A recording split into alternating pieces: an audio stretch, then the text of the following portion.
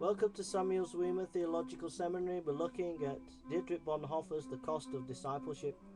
He writes, Luther returned from the cloister to the world was the worst blow the world had suffered since the days of early Christianity. The renunciation he made, he became a monk as child's play compared with that which he too had to make when he returned to the world. Now came the frontal assault.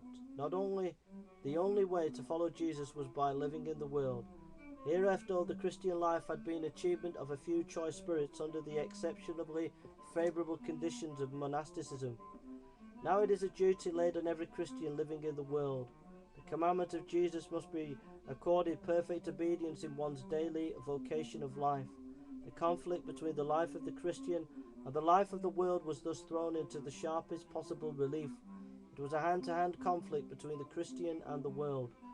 It is a fatal misunderstanding of Luther's action to suppose that his rediscovery of the gospel of pure grace offered a general dispensation from obedience to the commandments of Jesus, or that it was the great recovery of the Reformation that God's forgiving grace automatically conferred upon the world both righteousness and holiness.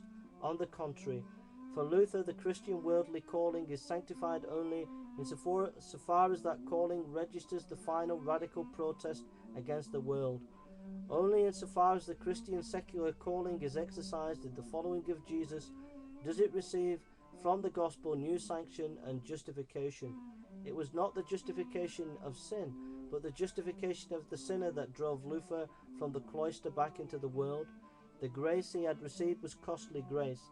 It was grace, for it was like water on parched ground, comfort in tribulation, freedom from bondage, a self-chosen way, and forgiveness of all his sins, and it was costly, for so far from dispensing him from good works, it meant that he must take the call to discipleship more seriously than ever before. It was grace because it cost so much, and it cost so much because it was grace. That was the secret of the gospel of the Reformation, the justification of the sinner.